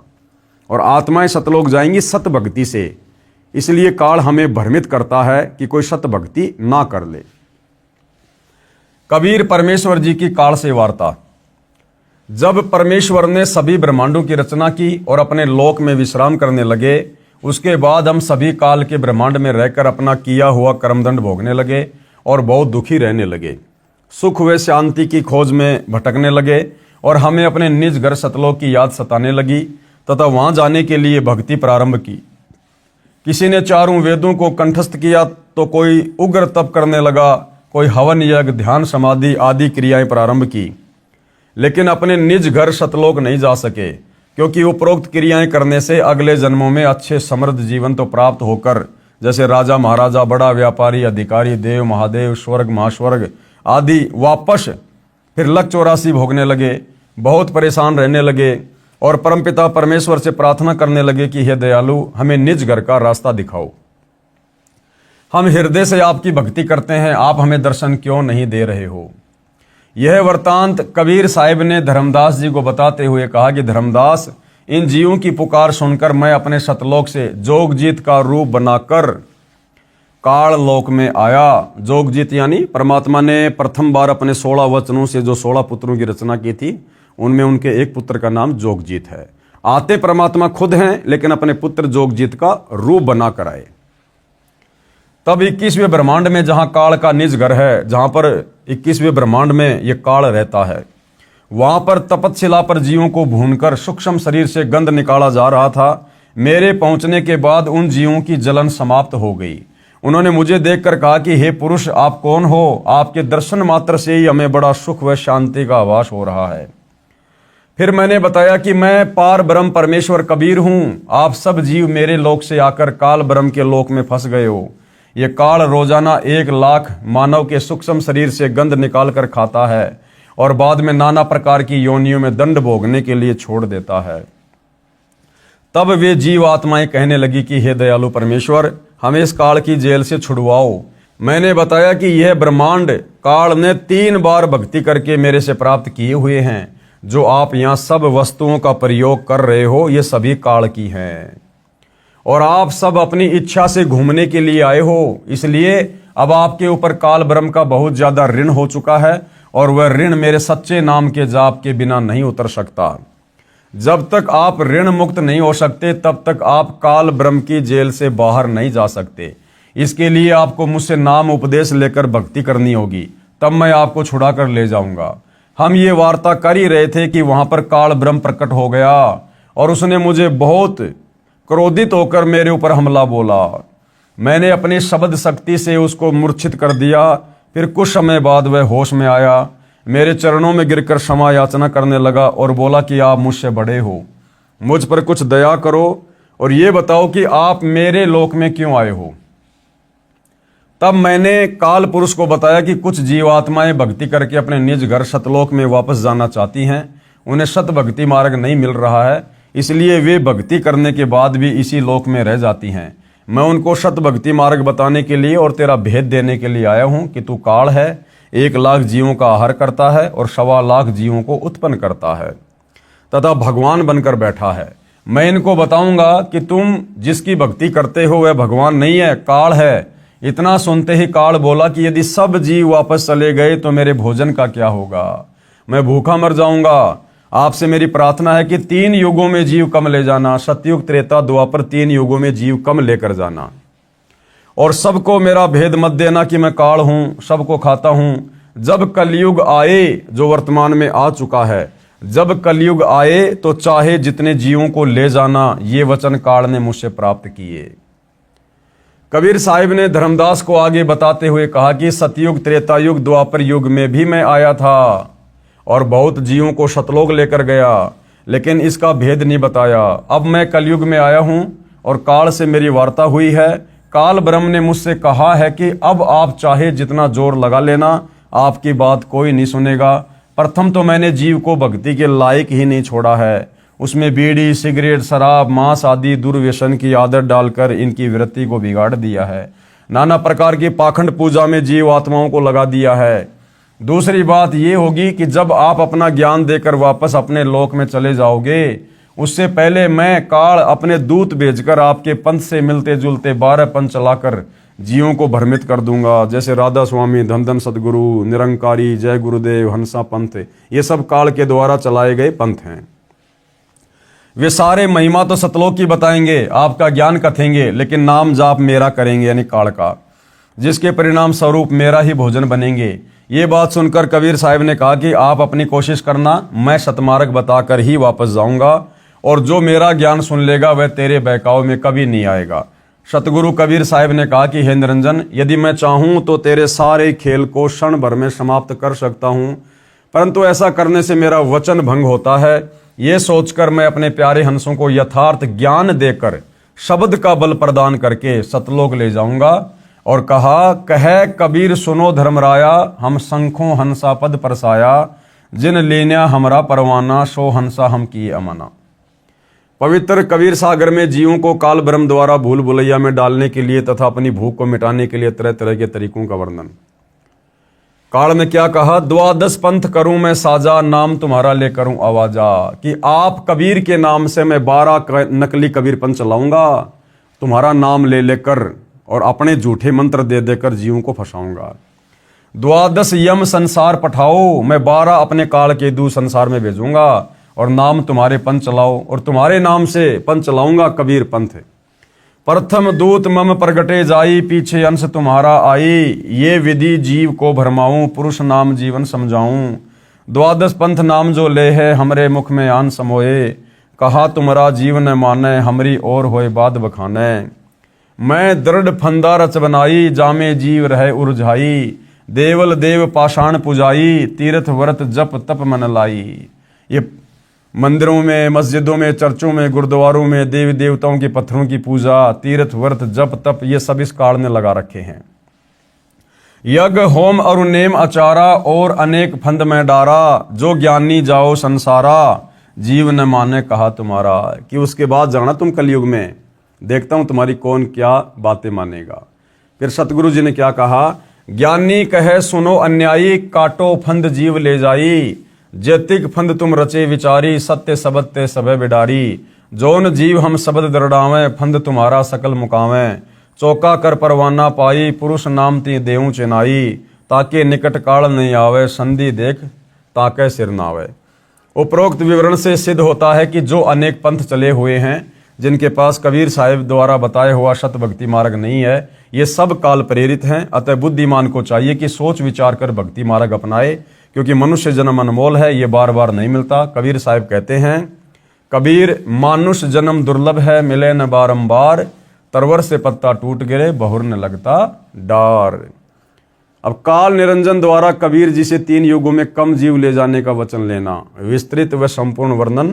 प्रश्न, कबीर जी के नाम से चले 12 पंथों के वास्तविक मुखिया कौन है और 13वां पंथ कौन चलाएगा? उत्तर, जैसा कि कबीर सागर के संशोधनकर्ता स्वामी युगलानंद बिहारी जी ने दुख व्यक्त किया है कि समय समय पर कबीर जी के ग्रंथों से छेड़खान करके उनकी बुरी दशा कर रखी है। उदाहरण भी दिया, परमेश्वर कबीर जी का जोगजीत के रूप में काल ब्रह्म के साथ विवाद हुआ था, वह शमशम वेद बोध पेज नंबर 117 से 122 तक तथा अनुराग सागर 60 से 67 तक है। परमेश्वर कबीर जी अपने पुत्र जोगजीत के रूप में काल के प्रथम ब्रह्मांड में प्रकट हुए, जो 21वां ब्रह्मांड है, जहाँ पर तपतशिला बनी है। काल ब्रह्म ने जोगजीत के साथ झगड़ा किया, फिर विवश होकर चरण पकड़कर क्षमा याचना की तथा प्रतिज्ञा करवाकर कुछ विदा मांगी। सबसे पहला वचन क्या था? 3 युगों, सतयुग, त्रेता युग, द्वापर युग में थोड़े जीव पार करना। दूसरा वचन क्या था? जोर जबरदस्ती करके जीव मेरे लोक से ना लेकर जाना। आप अपना ज्ञान देना, जो आपका ज्ञान समझे वो आपका, जो आपके ज्ञान को स्वीकार ना करे वो मुझ काल का भोजन। तीसरा वचन, आप अपना ज्ञान समझाना, जो आपके ज्ञान को माने वह आपका, और जो मेरे ज्ञान को माने वो मेरा। चौथा वचन, कलयुग में पहले मेरे दूत प्रकट होने चाहिए। काल ने कहा कि पहले मैं अपने दूत भेजूंगा। तो ये राधा स्वामी, धन धन सतगुरु, जय गुरुदेव, निरंकारी, सैकड़ों वर्षों से ये पंथ चल रहे हैं, ये काल के द्वारा भेजे गए दूत हैं। पीछे आपका दूत जाए। नंबर 5, त्रेता युग में समुद्र पर पुल बनवाना। उस समय मेरा पुत्र विष्णु रामचंद्र रूप में लंका के राजा रावण से युद्ध करेगा, समुद्र रास्ता नहीं देगा। छठवा, द्वापर युग में शरीर त्याग कर जाऊंगा। राजा इंद्रदमन मेरे नाम से, जगन्नाथ नाम से, समुद्र के किनारे मेरी आज्ञा से मंदिर बनवाना चाहेगा। उसको समुद्र बाधा करेगा, आप उस मंदिर की सुरक्षा करना। परमेश्वर ने सर्व मांगे स्वीकार कर ली और वचनबद्ध हो गए। तब काल ब्रह्म हंसा और कहा कि हे जोगजीत, आप जाओ संसार में। जिस समय कलयुग आएगा उस समय मैं अपने 12 दूत नकली सतगुरु संसार में भेजूंगा। जब कलयुग 5505 वर्ष पूरा होगा तब तक मेरे दूत तेरे नाम से, कबीर जी के नाम से 12 कबीर पंथ चला दूंगा। कबीर जी ने जोगजीत रूप में काल ब्रह्म से कहा था कि कलयुग में मेरा नाम कबीर होगा और मैं कबीर नाम से पंथ चलाऊंगा। इसलिए काल ज्योति निरंजन ने कहा था कि आप कबीर नाम से एक पंथ चलाओगे तो मैं काल कबीर नाम से 12 पंथ चलाऊंगा। सभी मानव को भ्रमित करके अपने जाल में फांस कर रखूंगा। इनके अतिरिक्त और भी कई पंथ चलाऊंगा जो सतलोक सचखंड की बातें किया करेंगे तथा सत्य साधना उनके पास नहीं होगी, जिस कारण से वे सतलोक की आशा में गलत नामों को जाप करके मेरे जाल में ही रह जाएंगे। काल ब्रह्म ने पूछा था कि आप किस किस समय कलयुग में अपना सत्य कबीर पंथ चलाओगे? कबीर जी ने कहा था कि जिस समय कलयुग 5505 वर्ष बीत जाएगा तब मैं अपना यथार्थ 13वां कबीर पंथ चलाऊंगा। काल ने कहा था कि उस समय से पहले मैं पूरी पृथ्वी के ऊपर शास्त्र विधि त्याग कर, मनमाना आचरण करवाकर, शास्त्र विरुद्ध ज्ञान बताकर झूठे नाम तथा गलत साधना के अभ्यस्त कर दूंगा। जब तेरा 13वां अंश आकर सत्य कबीर पंथ चलाएगा उसकी बात पर कोई विश्वास नहीं करेगा, उल्टे उसके साथ झगड़ा करेंगे। कबीर जी को पता था कि जब कलयुग के 5505 वर्ष पूरे होंगे सन 1997 में, तब शिक्षा की क्रांति लाई जाएगी, सर्व मानव अक्षर ज्ञान युक्त किया जाएगा। उस समय मेरा दास सर्व धार्मिक ग्रंथों को ठीक से समझकर मानव समाज से रूबरू करेगा। सर्व प्रमाणों को आंखों देखकर शिक्षित मानव सत्य से परिचित होकर तुरंत मेरे 13वें पंथ में दीक्षा लेगा और पूरा विश्व मेरे द्वारा बताई भक्ति विधि तथा तत्व ज्ञान को हृदय से स्वीकार करके भक्ति करेगा। उस समय पुनः सतयुग जैसा वातावरण होगा। आपसी राग द्वेष, चोरी जारी, लूट ठगी कोई नहीं करेगा, कोई धन संग्रह नहीं करेगा, भक्ति को अधिक महत्व दिया जाएगा। जैसे उस समय उस व्यक्ति को महान माना जा रहा होगा जिसके पास अधिक धन होगा। यानी सन 1997 से पहले, यानी सतगुरु रामपाल जी के 13वें पंथ की शुरुआत से पहले उन लोगों को बहुत ज्यादा इज्जत वाला माना जाएगा जिसके पास बहुत ज्यादा धन होगा, बड़ा व्यवसाय होगा, बड़ी बड़ी कोठियां बना रखी होंगी। परंतु 13वें पंथ के प्रारंभ होने के पश्चात उन व्यक्तियों को मूर्ख माना जाएगा और जो भक्ति करेंगे, सामान्य मकान बनाकर रहेंगे, उनको महान, बड़े और सम्मानित व्यक्ति माना जाएगा। प्रमाण के लिए पवित्र कबीर सागर से भिन्न भिन्न अध्यायों से अमृतवाणी कबीर जी तथा ज्योति निरंजन की वार्ता, अनुराग सागर के पेज नंबर 62 से। धर्मराय ज्योति निरंजन वचन। धर्मराय असविंती ठानी, मैं सेवक द्वितीया न जानी, ज्ञानी बिनती एक हमारा, सो न करहूं जीते हो मोर बिगारा। पुरुष दीन जस मोकू राजू, तुम भी देऊं तो होवे मम काजू। अब मैं वचन तुम्हारो मानी, लीजियो हंसा हमसो ज्ञानी। पृष्ठ 63 से अनुराग सागर की वाणी। दयावंत तुम साहिब दाता, एतिक कृपया करो होताता। पुरुष शराप मोकू दीन्या, लख जीव नित ग्रासन कीन्या। पृष्ठ 64 से अनुराग सागर की वाणी। जो जीव सकल लोक तय जावे, आवे कैसे सुधा मोर मिटावे। जैसे पुरुष कृपया मोपे कीन्या, भवसागर का राज मोह दीन्या। तुम भी कृपया मोह पर करहूं, जो मांगूं सो मोहे देहूं बरहूं। सतयुग त्रेता युग द्वापर माही, तीनों युग जीव थोड़े जाही। चौथा युग जब कलयुग आवे, तब तब शरण जीव बहु जावे। पेज नंबर 65 से अनुराग सागर की वाणी, ऊपर से वाणी पंक्ति नंबर 3 से। प्रथम दूत मम प्रकटे जाई, पीछे अंश तुम्हारा आई। पृष्ठ 64 से अनुराग सागर की वाणी, ऊपर से वाणी पंक्ति नंबर 6। ऐसा वचन हरि मोहि दीजे, तब संसार गवन तव कीजे। जोगजीत वचन, ज्ञानी वचन। पृष्ठ 64 से अनुराग सागर की वाणी, ऊपर से वाणी पंक्ति नंबर 7। अरे काल तुम परपंच पसारा, तीनों युग जीवन दुख डारा। बिनती तोरी लीन में जानी, मोकू ठगा काल अभिमानी। जस बिनती तू मोशन कीनी, सो अब बकस तोहे दीनी। चौथा युग जब कलयुग आवे, तब हम अंश अपना अंश पठावे। धर्मराय यानी काल वचन। पृष्ठ 64 से अनुराग सागर की वाणी, ऊपर से वाणी पंक्ति नंबर 17। हे साहिब तुम पंथ चलाऊ, जी उबार लोक ले जाऊं। पृष्ठ 66 से अनुराग सागर की वाणी, ऊपर से वाणी पंक्ति नंबर 8, 9, 16 से 21। संधि छाप सार शब्द मोय दीजे ज्ञानी, जैसे देवोगे हंस सैदानी। जो जन मोकू संधि सार शब्द बतावे, ताके निकट काल नहीं आवे। कहे धर्म राय जाओ संसारा, आनु जीव नाम अधारा। जो हंसा तुमरे गुण गावे, ताही निकट हम नहीं जावें। जो कोई लहे शरण तुम्हारी, मम सिर पग दे हो पारी। हम तो तुम संग कीन डिठाई, तात जान कीन लड़काई। कोटिन अवगुण बालक करही, पिता एक चित न धरही। जो पिता बालक को दे निकारी, तब को रक्षा करे हमारी। सार नाम देखो जैसा था, ताई हंस में निवाऊं माथा। ज्ञानी वचन, कबीर वचन। Anurag Sagar page number 66। जो तोई देऊं संधि बताई, तो तू जीवन को हो दुखदाई। तुम परपंच जान हम पावा, काल चले नहीं तुमरा दावा। धर्मराय तो ही प्रकट बाख्या, गुप्त अंक बीरा हम राख्या। जो कोई लेई नाम हमारा, ताई छोड़ तुम हो जाना नियारा।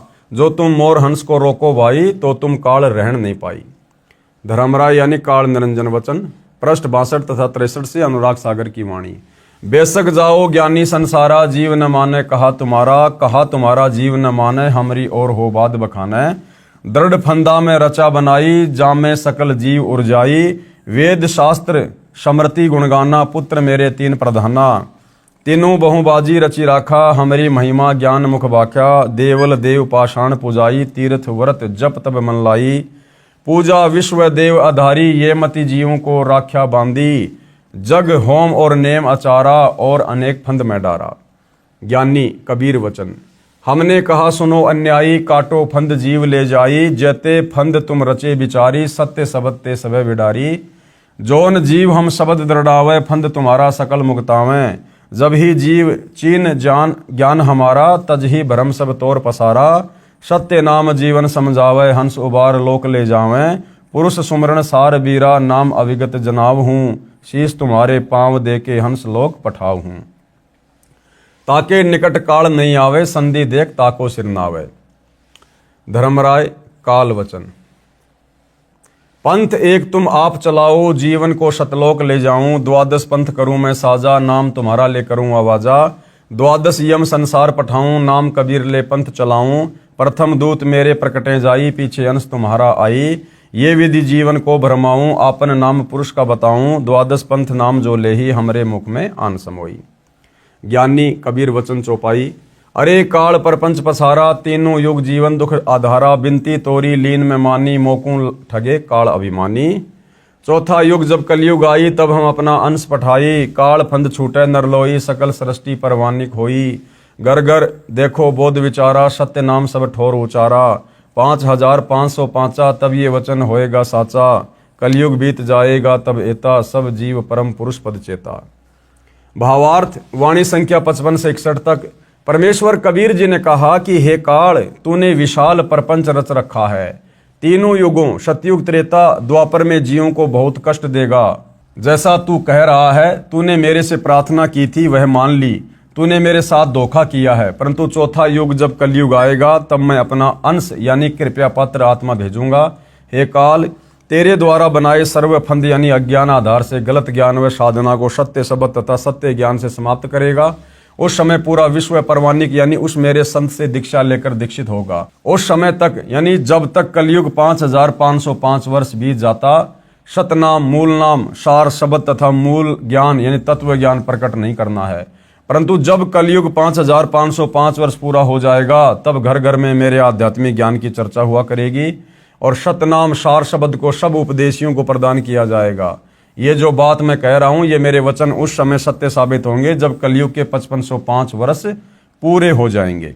जब कलयुग इतने वर्ष बीत जाएगा तब सभी मानव प्राणी परम पुरुष यानी सत्य पुरुष के पद अर्थात उस परम पद के जानकार हो जाएंगे, जिसके विषय में गीता अध्याय 15 श्लोक 4 में कहा है कि तत्वदर्शी संत के प्राप्त होने के पश्चात परमेश्वर के उस परम पद की खोज करनी चाहिए जहां जाने के पश्चात साधक लौटकर संसार में कभी नहीं आते। जिस परमेश्वर ने संसार रूपी वृक्ष का विस्तार किया है अर्थात जिस परमेश्वर ने सृष्टि की रचना की है उस परमेश्वर की भक्ति करो। उपरोक्त वाणी का भावार्थ है कि उस समय उस परमेश्वर के पद यानी सतलोक के विषय में सबको पूर्ण ज्ञान होगा, यानी सतलोक के विषय में। सवसम वेद बोध पेज नंबर 170 अथ सवसम वेद की स्फुट वार्ता चौपाई। 1,80,000 पीर पैगंबर और अवतारा, सो सब आही निरंजन वंशा, तन धरी धरी करे निज पिता प्रशंसा। 10 अवतार निरंजन केरे, राम कृष्ण सब आही बडेरे, इनसे बड़ा ज्योति निरंजन सोई, या में फेर बदल नहीं कोई। भावार्थ, परमेश्वर कबीर जी ने बताया कि बाबा आदम से लेकर हजरत मोहम्मद तक कुल 1,80,000 पैगंबर हुए हैं तथा 10 अवतार जो हिंदू मानते हैं ये सब काल के भेजे आए हैं। इन सब ने काल ब्रह्म की भक्ति का प्रचार किया है। जो 10 अवतार हैं इन 10 अवतारों में राम तथा कृष्ण प्रमुख हैं। ये सब काल जो इनका पिता है इनकी महिमा बनाकर सभी जीवों को भ्रमित करके काल साधना दृढ़ कर गए हैं। इस सब का मुखिया ज्योति निरंजन काल यानी ये ब्रह्म है। कबीर सागर में सवसम वेद बोध पेज नंबर 171 सत्य कबीर वचन दोहे। 5,000 और 500 जब कलयुग बीत जाए, महापुरुष फरमान तब जग तारण को आए। हिंदू तुर्क आदि सबे जेते जीव जिहान, सत्य नाम की साख गहें पावे पद निर्वाण। यथा सरितगण आप ही मिले सिंधु में धाय, सत्य सुकृत के मध्य तिमि सब ही पंथ समाये। जब लग पूर्ण होय नहीं ठीक का तिथिवार, कपट चातुरु तब ही लो सवसम वेद निराधार। सभी नारी नर शुद्ध तब जब ठीक का दिन आवंत, कपट चातुरी छोड़ के शरण कबीर गहनत। एक अनेक हो गए पुनः अनेक हो एक, हंस चले सतलोक सब सत्य नाम की टेक। घर घर बोध विचार हो दुर्मति दूर बहाए, कलयुग में सब एक होई बरते सहज सुभाए। कहाँ उग्र कहाँ शुद्र हो हरे सब की भोपीर, सो समान समदृष्टि है समरथ सत्य कबीर। भावार्थ किया गुरुदेव ने। परमेश्वर कबीर जी ने बताया है कि हे धर्मदास, मैंने ज्योति निरंजन यानी काल ब्रह्म से भी कहा था, अब आपको भी बता रहा हूं। सवसम वेद बोध की वाणी संख्या 66 से 74 का सरलार्थ। जिस समय कलयुग 5,505 वर्ष बीत जाएगा तब तक एक महापुरुष विश्व को पार करने के लिए आएगा। हिंदू मुसलमान आदि आदि जितने भी पंथ तब तक बनेंगे और जितने जीव संसार में हैं वे मानव शरीर प्राप्त करके उस महापुरुष से सतनाम लेकर सत्य नाम की शक्ति से मोक्ष प्राप्त करेंगे। वह महापुरुष जो सत्य कबीर पंथ चलाएगा उस 13वें पंथ में सब पंथ स्वतः ऐसे तीव्र गति से समा जाएंगे जैसे भिन्न भिन्न नदियां अपने आप निर्बाध दौड़कर समुद्र में गिर जाती हैं, उनको कोई रोक नहीं पाता। ऐसे उस 13वें पंथ में सब पंथ शीघ्रता से मिलकर एक पंथ बन जाएगा। परंतु जब तक ठीक का समय नहीं आएगा यानी कलयुग 5,505 वर्ष पूरे नहीं करता तब तक मैं जो ये ज्ञान सवसम वेद में बोल रहा हूं आप लिख रहे हो निराधार लगेगा। जिस समय वह निर्धारित समय आएगा उस समय स्त्री पुरुष उच्च विचारों तथा शुद्ध आचरण के होकर कपट व्यर्थ की चतुराई त्याग कर मेरी कबीर जी की शरण ग्रहण करेंगे। परमात्मा से लाभ लेने के लिए एक मानव धर्म से अनेक पंथ धार्मिक समुदाय बन गए हैं। वे सब पुनः एक हो जाएंगे। सब हंस यानी निर्विकार भगत आत्माएं सत्य नाम की शक्ति से सतलोक चले जाएंगे।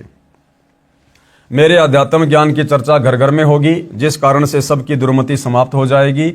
कलयुग में फिर एक होकर सहज बर्ताव करेंगे यानी शांति पूर्वक जीवन जिएंगे। कहाँ उग्र अर्थात चाहे डाकू लुटेरा कसाई हो, चाहे शूद्र अन्य बुराई करने वाला नीच होगा। परमात्मा सत्य भक्ति करने वालों की भवपीर यानी सांसारिक कष्ट हरेगा यानी दूर करेगा। सत्य साधना से सबकी भवपीर यानी सांसारिक कष्ट समाप्त हो जाएंगे और उस 13वें पंथ का प्रवर्तक सबको समान दृष्टि से देखेगा अर्थात ऊंच नीच में भेदभाव नहीं करेगा। वह समरथ सत्य कबीर ही होगा। 13वें पंथ को चलाने वाला कौन होगा? स्वयं कबीर भगवान। तो सतगुरु रामपाल जी कौन है? आप जी विचार कर सकते हैं। मम संत मुझे ही जान मेरा ही स्वरूपम। आगे सवाल किया है प्रश्न, वह 13वां पंथ कौन सा है, उसका प्रवर्तक कौन है? वह 13वां पंथ यथार्थ सत कबीर है। उसके प्रवर्तक स्वयं कबीर परमेश्वर जी हैं। उस 13वें पंथ को चलाने वाले कौन है? स्वयं कबीर परमेश्वर। और यहाँ क्या लिखा है? वह समर्थ सत्य कबीर ही होगा जो 13वां पंथ चलाएगा। तो सतगुरु रामपाल जी कौन है भाई और बहनों? ज्यादा बताने की आवश्यकता नहीं है। वर्तमान में उसका संचालन उनका गुलाम रामपाल दास पुत्र स्वामी रामदेवानंद जी महाराज है। यहाँ गुरुदेव अपने आप को छुपा रहे हैं। आध्यात्मिक दृष्टि से गुरुजी पिता माने जाते हैं और आत्मा का पोषण करते हैं।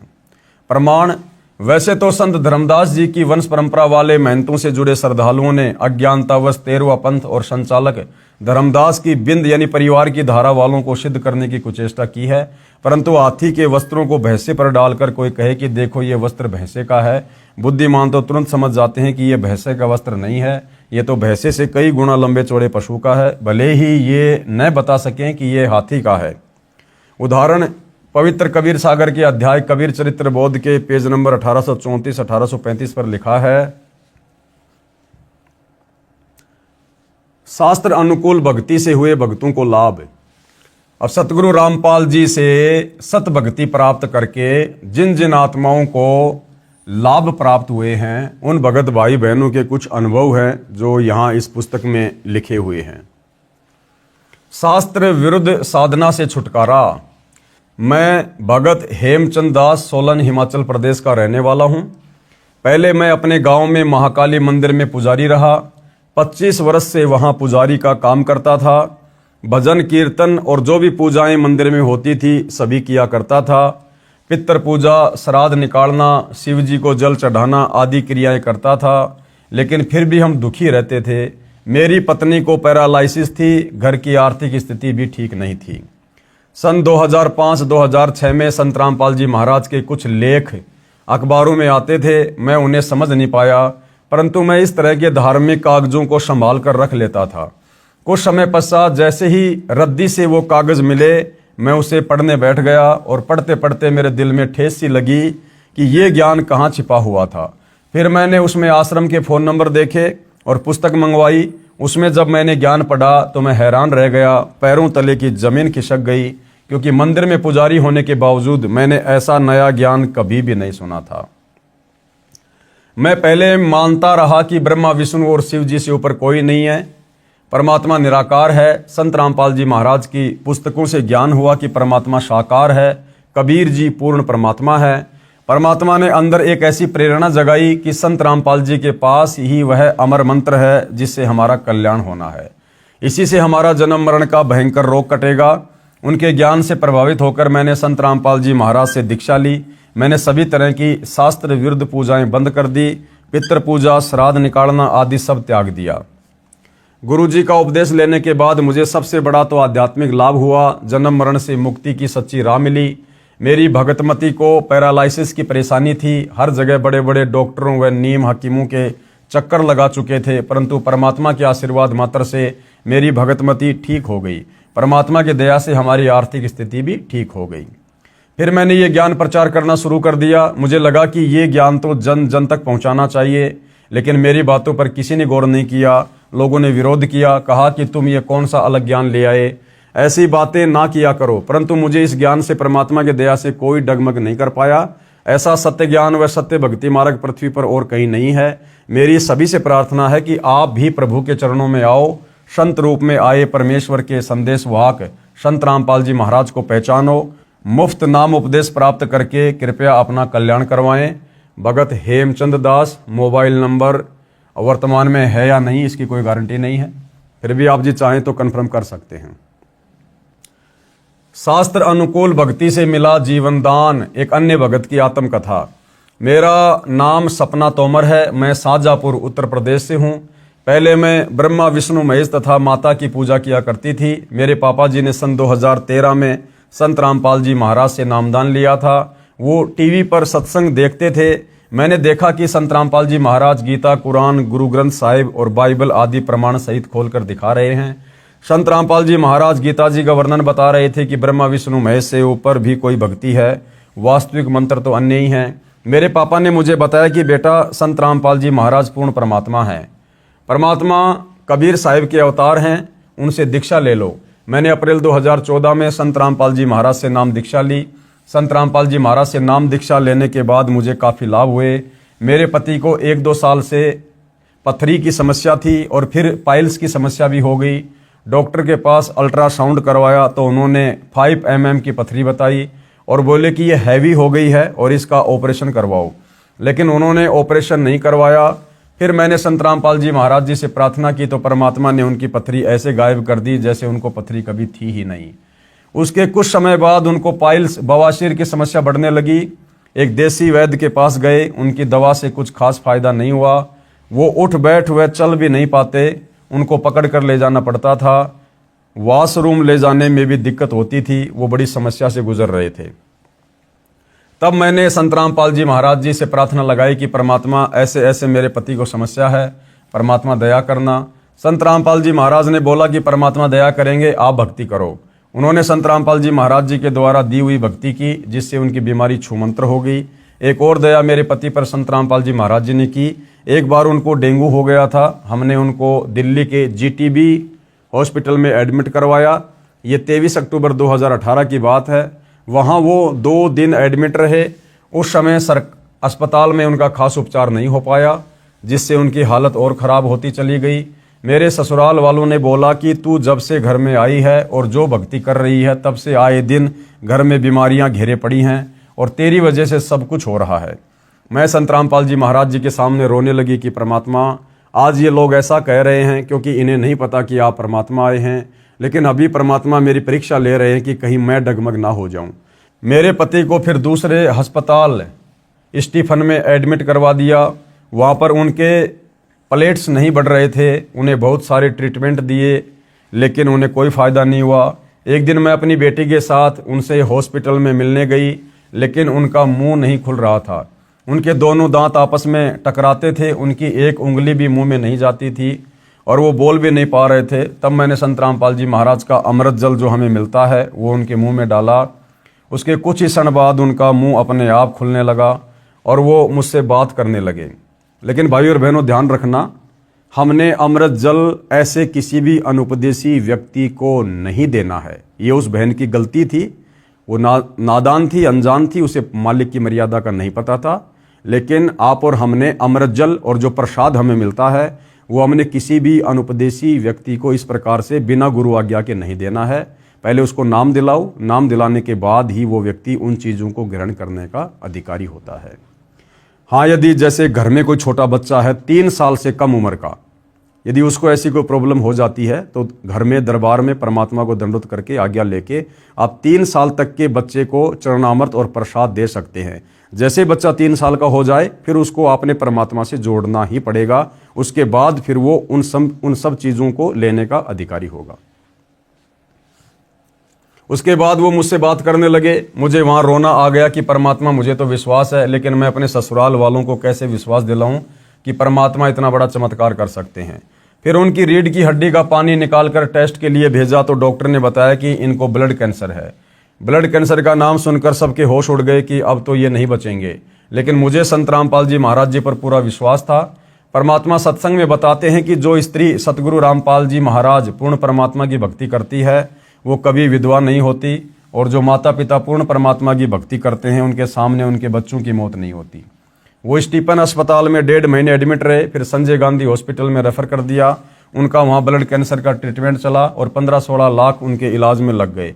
फिर एक दिन मेरे पति का शाम को फ़ोन आया और उन्होंने मुझसे कहा कि मैं अब नहीं बचूंगा, तू प्रार्थना कर लेना जो तुझे करना है। मेरे ससुराल वालों ने बोला कि तू संत रामपाल जी महाराज की भक्ति कर रही है जिससे हमारे लड़के की यह हालत हुई है। मेरी एक मौसी सास है, उन्होंने कहा कि अब तुम हनुमान चालीसा का पाठ करना शुरू कर दे।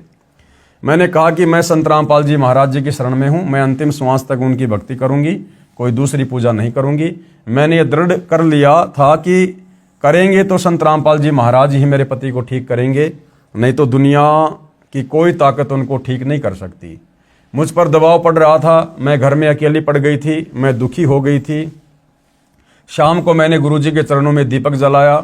उस समय बच्चा मेरी गोद में था। मैंने संत रामपाल जी महाराज जी को दंडवत प्रणाम किया और मेरे बच्चे को भी करवाया। दंडवत प्रणाम करने के बाद मैंने परमात्मा से प्रार्थना की कि आप अगर समर्थ परमात्मा हैं तो मेरा विश्वास मत टूटने देना। और ये लोग जो मुझे ताना मार रहे हैं और मुझे इतना सब कुछ कह रहे हैं, उसके बावजूद ऐसा कर देना कि इनकी बोलती बंद हो जाए। हालांकि भाई और बहनों, ये कहना भी हमारी ज्ञानहीनता ही होती है। ये परमात्मा से इस प्रकार का वायदा करना, इस प्रकार की बातें बोलना कि आप समर्थ परमात्मा हो तो ये कर देना, वो कर देना, ये भी हमारे ज्ञान की कमी होती है। हमें गुरुदेव भगवान ने जो भक्ति दी है, विश्वास के साथ मर्यादा में रह के सिर्फ भक्ति करनी है। बाकी वो अंतर्यामी है, जानी जान है। क्या हमारे हित में है, क्या हमारे हित में नहीं है, वो परमात्मा जानते हैं। वो जैसा करेंगे उचित ही करेंगे। तब संत रामपाल जी महाराज ने हमारे साथ ऐसा चमत्कार किया कि उनकी 2-3 दिन बाद जो ब्लड कैंसर की फिर से रिपोर्ट करवाई तो वो नेगेटिव आई। संत रामपाल जी महाराज ने उनका कैंसर खत्म कर दिया। अब वो प्लेट्स घटी हुई थी, वो रिपोर्ट भी एकदम नॉर्मल आई। आज मेरे पति एकदम स्वस्थ हैं और परमात्मा की भक्ति कर रहे हैं।